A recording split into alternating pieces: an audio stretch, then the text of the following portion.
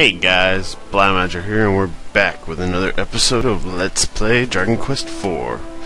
Now, first thing you should notice is if you've been following this Let's Play, we have 46 mini-medals, which is enough to get several more items from the mini-medal king. You actually get the last of the items he has to offer when you have a total of 60. But for now, we'll collect what we can. So we'll just talk to King Minikin.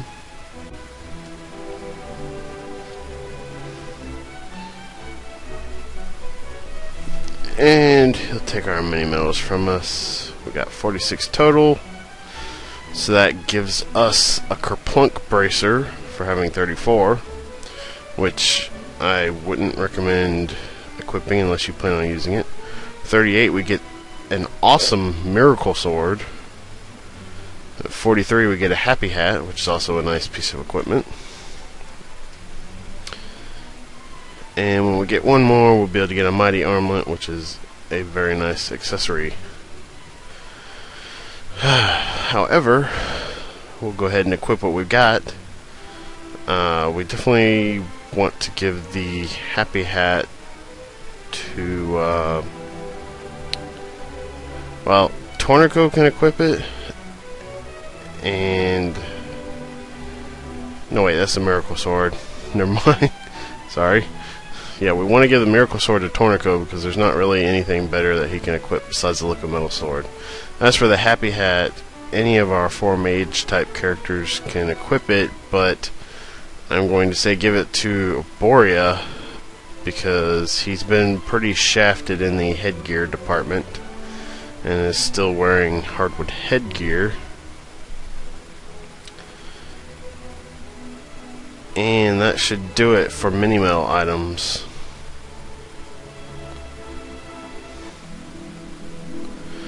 Anyways, with that out of the way, we will head towards the center of the map, which is the only place left we have to explore. So let's head on that way. And it'll become really apparent why I haven't explored it yet once we get close. There's reefs surrounding it, so you can't get to it with the boat. Anyways, when you land, you will always land in this spot right here. However, this really should be the only time you actually land the balloon here. In any case, the map is fully explored, and we are going to head to this town right here in the center.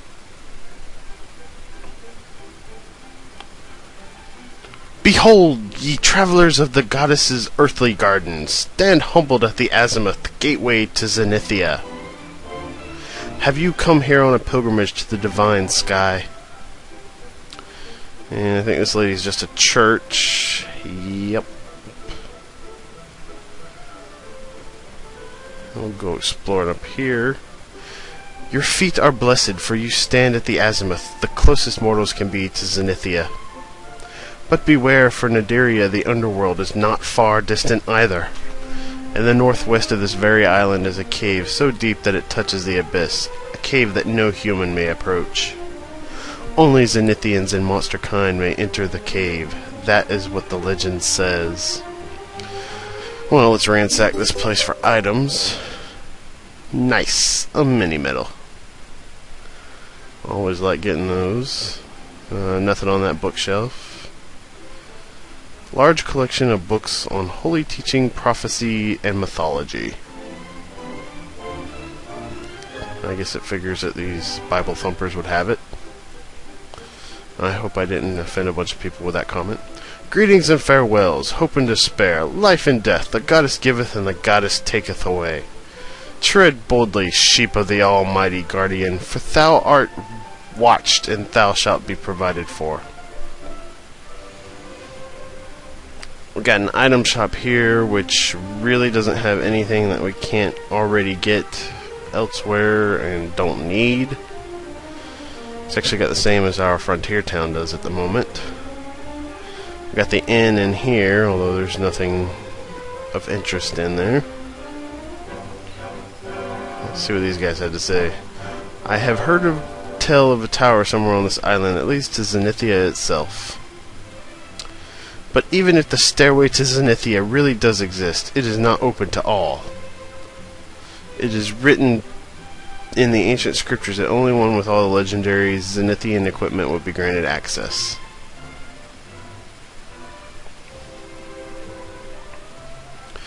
Beware the dangers and sorrows of sorrow and grief. Those with heavy hearts are vessels of the wicked one.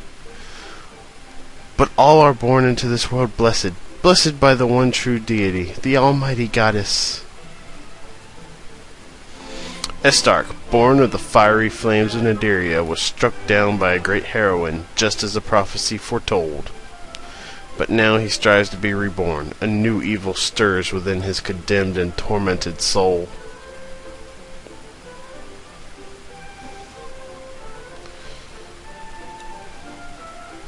Got the armor shop here. There's actually nothing new here. So we are going to pass on buying anything.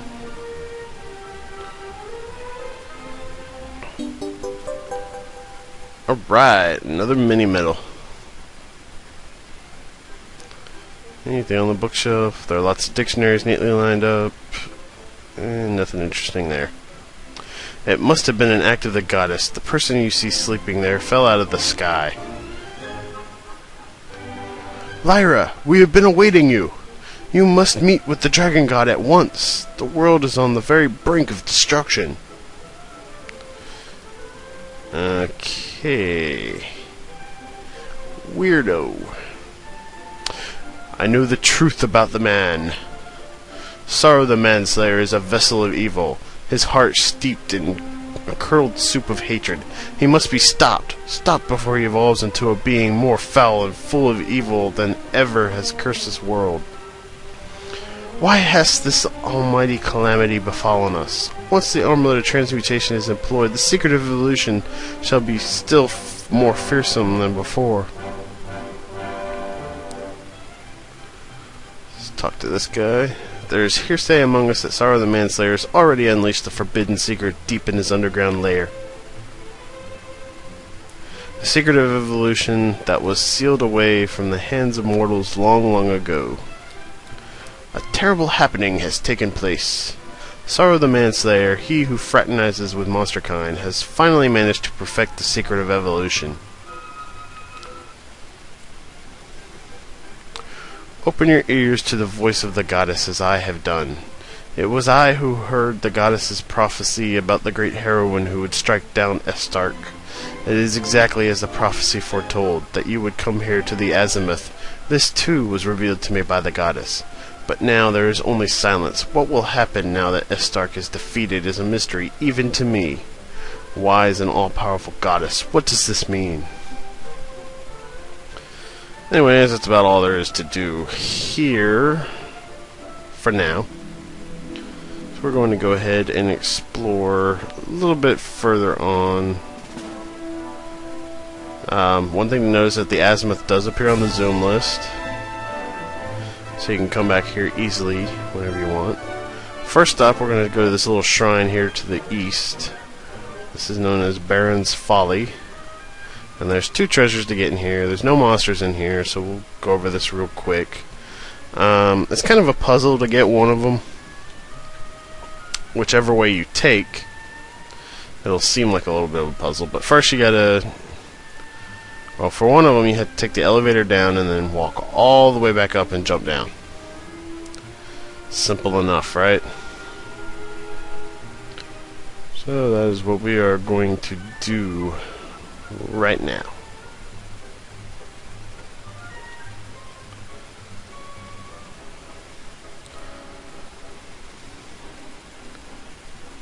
And you can walk down into that inner area and get that treasure chest, which is the Baron's Bugle. This is the item we came for. This item can summon your wagon to you. It will be very important later on. For the other item, we need to raise the elevator back up and then we'll walk all the way down to the bottom. And as you might guess, we'll have to go down to that staircase down there. So we will do just that.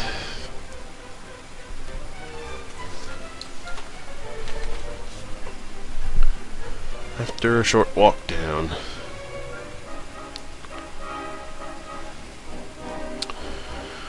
At least we walked faster than on the NES version. Anyways, here's the other item. The Goddess Ring. It's actually pretty good equipment. It's really good for one of your two healers. Its main effect is that it restores HP with every step you take. But it also raises wisdom by a significant amount, which will help out with your healing spells.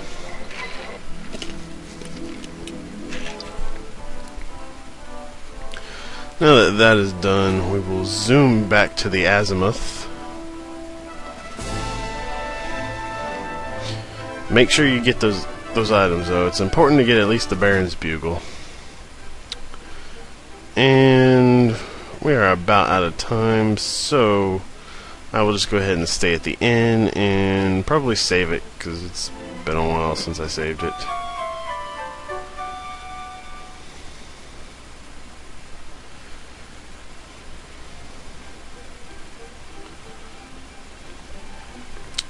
But anyways, if you like my videos, subscribe to my channel, give me a thumbs up, leave me a comment, tell your friends about it, and I will see you guys later.